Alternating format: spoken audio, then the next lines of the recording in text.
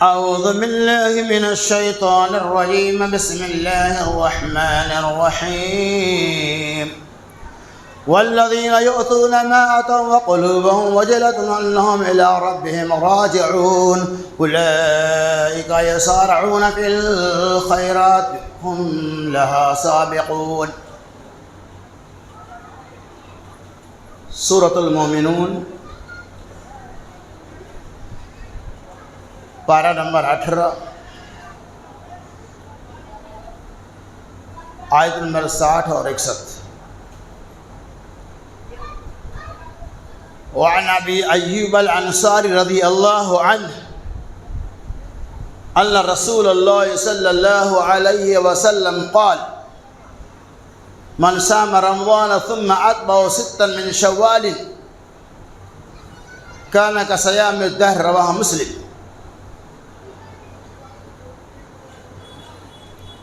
وعن عائشة رضي الله عنها قالت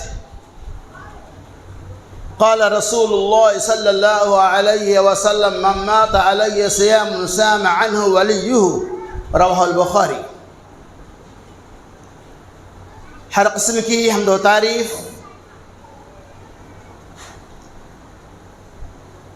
بڑائی اور کبریائی، ثنا اور خوبی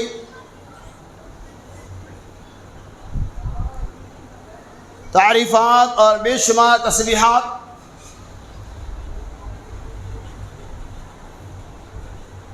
اللہ عز و جل کے لیے لائق و زیبا ہے، جس کی شان رحمت کی بنا بری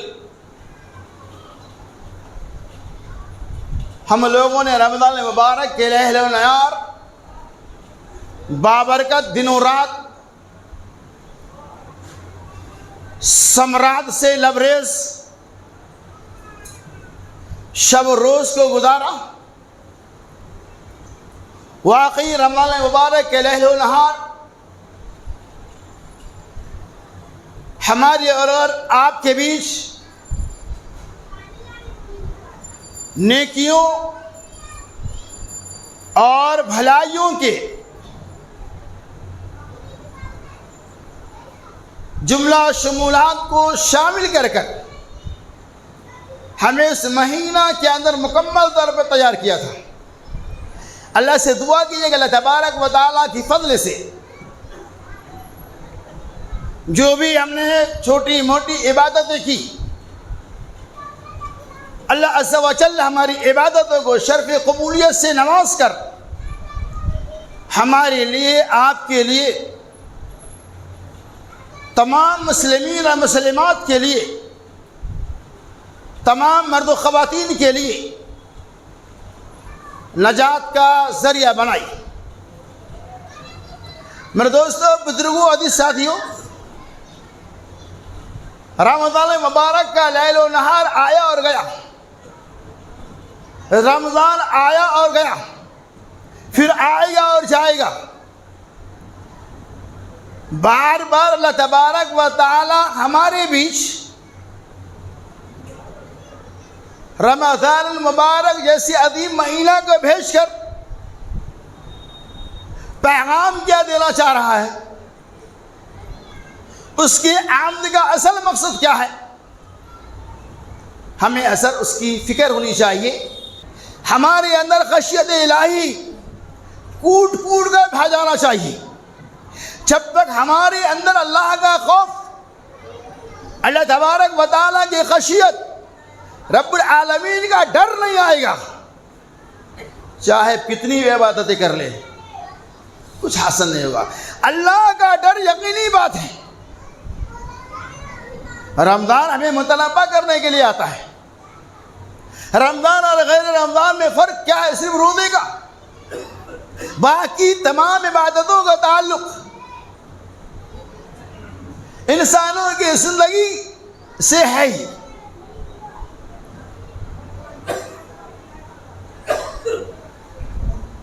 رب العالمین بطور ٹریننگ رمضان کا مہینہ ہمیں دے کر ہمارے ایمان کو تازہ کرتا ہے، ہمیں اپنی زندگی کے اندر پریکٹیکل طور پر عملوں کو انجام دینے کا طریقہ بتاتا تھا. ایک ٹریننگ کا مہینہ تھا, 1 مہینہ آیا, ٹریننگ دیا, یعنی یہ پیغام ہے کہ ہم اس کی بنا پر عبادتیں کریں.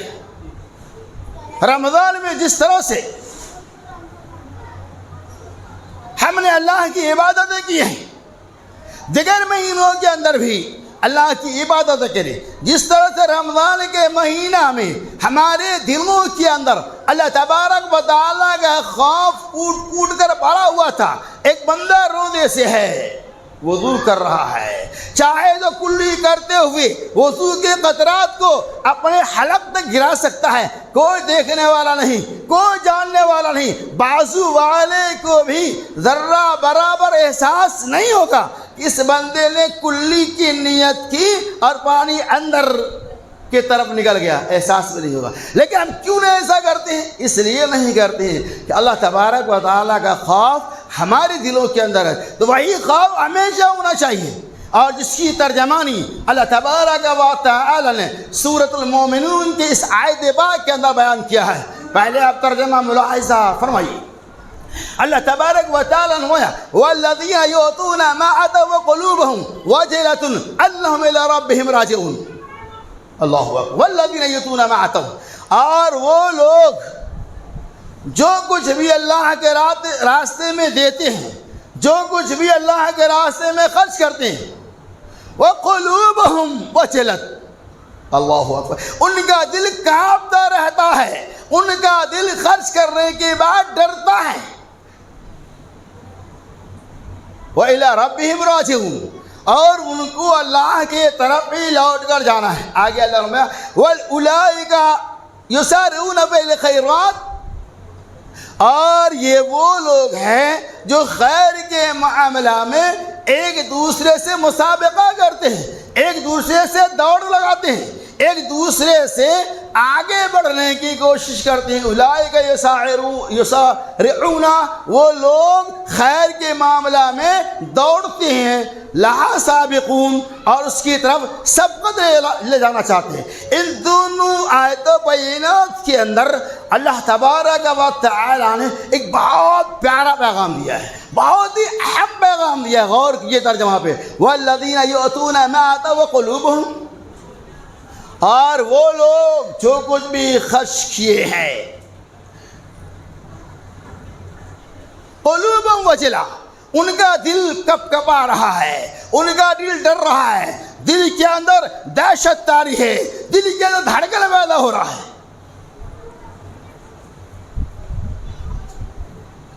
وَإِلَىٰ رَبِّهِمْ رَاجِعُونَ, اور ان کو اللہ کی طرف ہی لوٹ کر جانا ہے. جب یہ آیت نازل ہو گئی, صحابہ کرام کے دل میں کب کبھی طاری ہو گئی. یہ کب کبھی کب طاری ہو رہی ہے؟ عبادت کرنے کے بعد. اما عائشہ رضی اللہ تعالی عنہ اللہ کے رسول سرکار حبیب صلی اللہ علیہ وسلم سے پوچھتی ہیں کہ یا رسول اللہ صلی اللہ علیہ وسلم والذین یؤتون ما آتوا وقلوبهم, کیا یہ وہ لوگ ہیں جو شراب پیتے ہیں, جو زنا کرتے ہیں, جو چوری کرتے ہیں, جو بدکاری کرتے ہیں, کیا یہ وہ لوگ مراد ہے کہ ان برائیوں کے کرنے کے بعد وہ اللہ تبارک و تعالیٰ سے ڈرتا ہے؟ یعنی اما عائشہ پوچھتی ہے کہ عبادتوں کی کیے جا, کیا یہ وہ لوگ ہیں جو ان تمام برائیوں کے اندر ملوث ہیں؟ اللہ کے رسول صلی اللہ علیہ وسلم, اے صدیق اکبر کی بیٹی, اے ابا بکر کی بیٹی, سنو, اس سے مراد شراب نوش, اس سے مراد بدکار لوگ, اس سے مراد چوری کرنے والا لوگ نہیں ہے, بلکہ اس سے مراد وہ صحابہ ہیں, وہ لوگ ہیں جو دنیا کے اندر صدقہ و خیرات کرتے ہیں, جو دنیا کے اندر نمازوں کی پابندیاں کرتے ہیں, جو دنیا کے اندر زکوٰۃ ادا کرتے ہیں, جو دنیا کے اندر ساری عبادتوں کو انجام دیتے ہیں, اور پھر اپنے دل کے اندر اس بات کا ڈر محسوس کرتے ہیں, یہ ڈرتے ہیں کہ اللہ تبارک و تعالی ہماری عبادتوں کو قبول کیا یا نہیں. یہ ڈر دل کے اندر لگا ہوا ہے. یہ صحیح ترمذی کی روایت ہے. اور اس صحابہ کرام عبادت کیے جانے کے بعد اس معنی میں ڈرتے تھے کہ رب العالمین ہماری عبادت اللہ تک پہنچی کہ نہیں, ہماری عبادتوں کو اللہ نے قبول کیا یا نہ کیا. اللہ اکبر، یہ صحابہ کرام کا عمل تھا۔ اور جو لوگ روزہ رکھتے ہی نہیں، جو لوگ دھڑلے سے کھاتے پیتے، ان کی تو بات چھوڑو، یہ ان لوگوں کی بات ہے جو رمضان کے روزہ کے بعد اللہ کے سامنے حاضر ہو کر ڈرتے ہیں۔ کب کبھی طالب قلوب وجلہ، ان کے دل کے اندر کب کبھی طاری ہے، دل کے اندر دھڑکن پیدا ہو رہا ہے اس معنی میں کہ ہماری عبادت اللہ نے قبول کیا یا نہیں کیا۔ یہی وجہ ہے کہ صحابہ کرام رضوان اللہ علیہم اجمعین رمضان المبارک کے بعد رمضان میں کیے ہوئے عبادتوں سے متعلق معلوم ہے آپ کو 6 مہینہ تک دعائیں کر رہے تھے۔ یعنی رمضان گزر گیا، ہم تو گزر جاتے ہیں، رمضان آیا ہم آ گئے، رمضان گیا عید کا چاند نظر آیا ہم بھی رمضان کے روزے کے ساتھ نکل جاتے ہیں۔ لیکن صحابہ کرام کا معمول دیکھو، رمضان کے روزہ رکھنے کے بعد صحابہ کرام 6 مہینہ تک اللہ سے رمضان کی عبادت کی قبولیت کے بارے میں، رمضان کی نمازوں کے بارے میں، رمضان کے صدقہ خیرات کے بارے میں، رمضان کی دیگر عبادتوں کے بارے میں، رمضان کی قیام اللیل کے بارے میں، رمضان کی نوافلوں کے بارے میں دعائیں کرتے تھے کہ رب العالمین ہم نے جو بھی ٹوٹی پھوٹی عبادت کی، اے اللہ ہماری ان عبادتوں کو تو قبول فرما لے۔ 6 مہینہ تک صحابہ رمضان کی عبادتوں کی قبولیت کے لیے دعا کر رہے تھے، اور ہمارا حال یہ ہے کہ رمضان گیا اور ہم بھی چلے جاتے ہیں، ایسا چلے جاتے ہیں کہ دوبارہ جھانکنے کا ہمیں موقع بھی نہیں ملتا۔ میرے بھائیوں، نہیں، مسجد کی در و دیواریں میدان محشر میں گواہی دیں گی،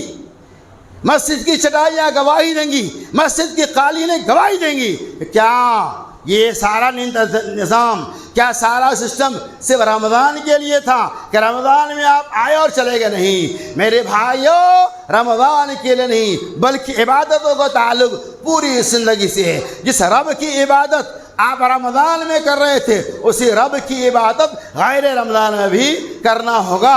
ایسا نہیں کہ رمضان میں کچھ اور معاملہ ہے، یہ اور بات ہے کہ رمضان کی فضائل برکات الگ ہے، رمضان کی اہمیت ہی کچھ الگ ہے، رمضان کے روزے کا ثواب بھی کچھ اور ہے، یہ الگ مسئلہ ہے۔ لیکن بنیادی طور پر عبادتوں کا تعلق غیر رمضان سے بھی ویسے ہی ہے جیسے رمضان مبارک سے تھا۔ تو لہذا میں اللہ سے دعا کرتا ہوں اللہ تعالیٰ ہمیں رمضان کی طرح ہمیشہ اللہ کی عبادت کرنے کی توفیق رفیق عطا فرمائے۔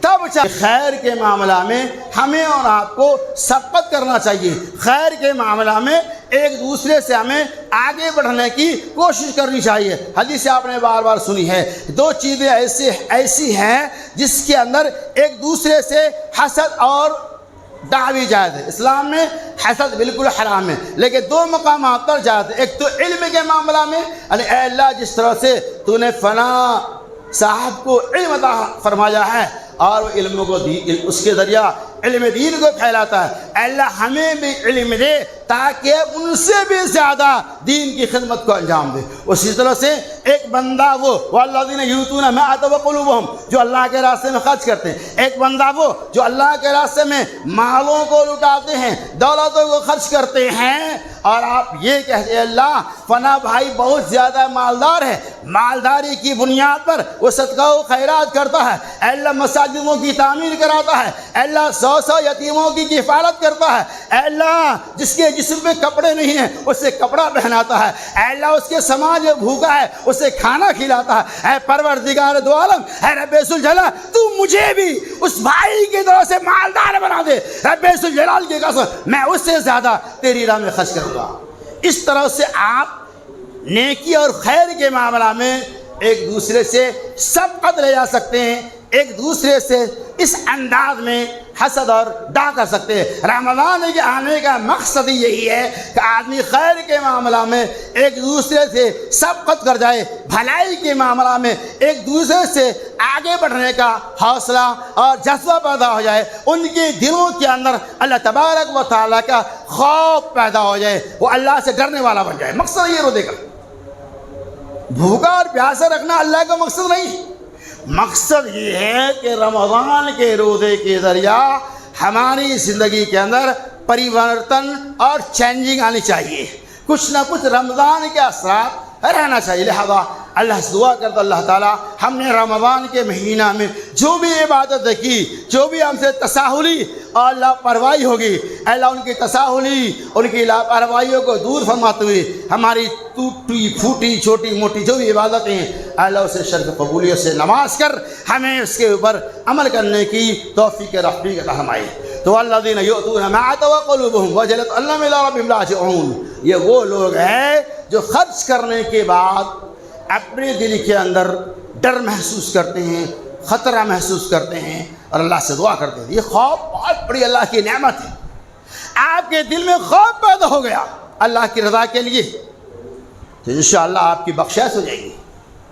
دلیل وہ اس طرح بخاری شریف کے اندر باب فی کتاب الانبیاء جلد نمبر 5 پارہ نمبر 14 صفحہ نمبر 18-19 سے بہت بہترین واقعہ بیان کیا گیا۔ یہ واقعہ کئی سندوں کے ساتھ کئی راویوں کے حوالے سے امام بخاری علیہ رحمہ نے نقل کیا۔ وہ اس طرح کہ گزشتہ زمانے کے اندر غور سے سنیے آپ، ایک بہت مالدار شخص تھا، مالدار آدمی تھا، کافی دولت کا ریل پیل تھا، اور جب اس آدمی کا موت کا وقت قریب آیا، جب اسے احساس ہو گیا کہ اب ہم دنیا سے جانے والے ہیں، اپنے بال بچوں کو بلایا، مرض الموت میں مبتلا ہے، اور بچوں سے کیا کہہ رہا ہے؟ بچہ بتا، اے میری اولاد بتا، میں تیرا کیسا باپ ہوں، میں تیرا کیسا باپ ہوں۔ مطلب یہ کہ دنیا میں میں نے تیرے ساتھ کیا سلوک کیا۔ اولاد کہ اے میرے ابو جان، آپ میرے بہت ہی پیارے والد ہیں، اے ابو جان آپ بہت اچھے ہیں، یعنی اتنے اچھے کہ دنیا کی ساری ضروریات کی تکمیل باپ نے کر دیا۔ باپ کو کیسا ہوں؟ میں کہا ابو جان آپ بہت پیارے، بہت اچھے۔ کہا بیٹا سنو، میں جا رہا ہوں، جب میری موت واقع ہو جائے تو میری وصیت کو سن لو، میری اس لاش کو، میری باڈی کو جلا دینا۔ اور تو نمبر 1 کیا کہا؟ جب میں مر جاؤں تو میرے اس باڈی کو جلا دینا، جلا کر راکھ کر دینا۔ نمبر 2 پھر آپ نے کیا؟ ہماری ہڈیوں کو چکنا چور کر دینا، ہماری ہڈیوں کو پیس دینا، ایک دم باریک بنا دینا۔ نمبر 3 پھر آپ نے کیا کہا؟ اور جس دن تیز و تند ہوائیں آئیں، طوفانی ہوائیں آئیں، جب تم دیکھ رہا کہ ہوائیں بہت تیز ہے تو ان ہواؤں کی زد میں ہماری پیسی ہوئی راکھ کو، ان ذرات کو ہواؤں کے طوفانوں کے حوالے کر دینا، طوفانوں میں مٹا دینا، ہواؤں میں ملا دینا، تاکہ میرا میں بہت زیادہ گناہگار ہوں۔ میں اپنے رب کو کیا جواب دوں گا؟ میرا رب مجھ سے سوال کرے گا تو میں کیا کہوں گا؟ میں نے دنیا میں آخرت کے لیے کچھ نہیں کیا۔ میں ڈرتا ہوں کہ رب کے سامنے جاؤں گا اور رب مجھ سے سوال کرے گا تو میں رب کو کیا جواب دوں گا؟ اس لیے میری راہ کو تیز تند ہواؤں میں اڑا دینا۔ کیوں؟ اس نیت کے ساتھ کہ نہ رہے گی بانس نہ بجے گی بانسری، اللہ مجھ سے حساب نہیں لے گا۔ ڈر پیدا ہوا۔ موت تو یقینی ہے، مر گیا، موت آئی اور ان کی لاش کو اس طرح سے جیسا کہا گیا کر دیا گیا، ذرات ہواؤں کے طوفانوں کے حوالے کر دیے گئے۔ اللہ تبارک و تعالیٰ تو جانتا ہے، اللہ دلوں کے بھید کو جانتا ہے۔ اللہ تعالیٰ جان لا دے اس بندے نے اسے ایسی حرکت کیوں کی؟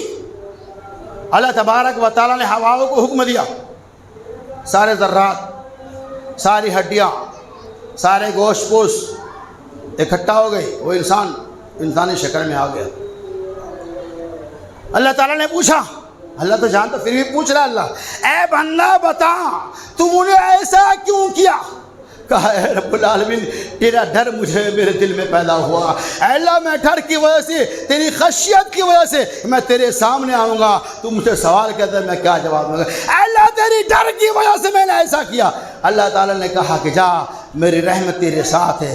اللہ نے اس خشیت الہی کی بنیاد پر اس گناہگار کے گناہ کو معاف فرما دیا اور کہا جا تیری مغفرت ہو گئی۔ یہ خشیت الہی یعنی اللہ تعالیٰ کا ڈر اگر للہ اخلاص قلب کے ساتھ دل کے اندر آ جائے تو اللہ تبارک و تعالیٰ دلوں کی بھید کو جانتا ہے کہ بندہ نے ایسا کیوں کیا۔ یہ واقعہ بتا رہا ہے کہ ہمارے دلوں کے اندر اللہ تبارک و تعالیٰ کا خوف ہونا چاہیے۔ یقیناً آپ کسی کام کے کرنے سے پہلے اپنے دل میں خوف محسوس کریں گے، ڈر محسوس کریں گے، اللہ کی مددیں آئیں گی، وہ کام حرام ہوگا، رات کی تاریکی میں کیوں نہ کرنے والا کام ہو، آپ فوراً ڈر جائیں گے کہ رات کی تاریکی ہے تو کیا ہو گیا۔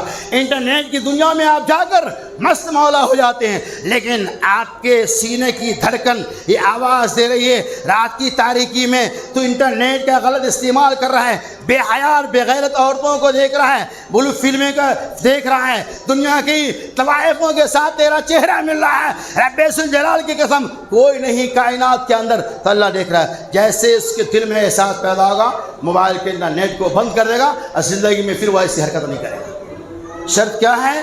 اللہ تبارک و تعالیٰ کا خوف دل کے اندر آ جائے۔ اسی خوف کے بارے میں رب ذوالجلال نے فرمایا والذین یؤتون ما آتوا وقلوبہم وجلۃ اولئک وجلتہم الی ربہم راجعون، یہ وہ لوگ ہیں جو اللہ تبارک و تعالیٰ سے ڈرتا ہے، اللہ کا دل، اس اللہ کا خوف ان کے دلوں کے اندر پیدا ہو جاتا ہے۔ یہ ہے خشیت الہی، اور روزے کا مقصد ہی یہی ہے انسانوں کے دلوں کے اندر خوف پیدا ہو جائے۔ اس کے بعد اور چلیے آگے، رمضان کے روزہ ختم ہو جانے کے بعد نوافل بے شمار روزے ہیں، ان کی تفصیلات بنا جانا پڑے، جو حالات اور وقت کے مطابق موجود ہے تاکہ اس سے آپ کو فائدہ ہو سکے، وہ اس کے ترجمہ نہیں کروں گا۔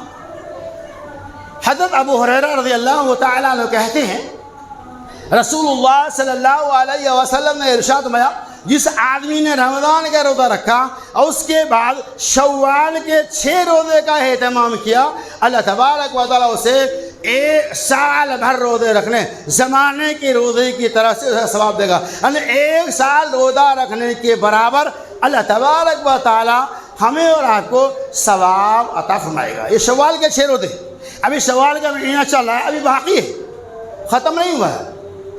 شوال کے روزہ رکھنے کے لیے شرط نہیں ہے کہ شروع میں ہی رکھا جائے یا نہیں، آپ کو جب سہولت ہو 6 روزے شوال میں، آج تو سمجھے 9 تاریخ ہے، ابھی ہمارے پاس 20-21 دن بچا ہے، اگر آپ چاہتے ہیں اتنا بڑا ثواب ہے 1 سال کے روزہ رکھنے کے برابر آپ کو ثواب ملے گا، یہ ثواب حاصل کرنا چاہتے ہیں تو کل سے ہی چھوڑ دے گا، آپ اہتمام کریں، یقین بہت آسان ہے، بہت مشکل نہیں رکھیں گے تو کوئی گناہ نہیں ہے، کوئی حرج نہیں ہے، لیکن رکھیں گے تو آپ کو اتنا بڑا ثواب ملے گا۔ لہذا اللہ تعالیٰ ہمیں اس چھوٹی کے اہتمام کی بھی توفیق عطا فرمائے۔ اسی طرح سے ام عائشہ رضی اللہ تعالی عنہ کہتی ہیں رسول اللہ صلی اللہ علیہ وسلم نے ارشاد فرمایا من مات، اگر کسی آدمی کا انتقال ہو جائے اور اس کے اوپر رمضان کے روزہ باقی ہے تو صام ولیہ عنہ، اس کا جو ولی ہے، اس کے جو وارث ہے، وہ اپنے ماں باپ کے چھوٹے ہوئے رمضان کے روزوں کی قضا کر سکتا ہے، ان کی طرف سے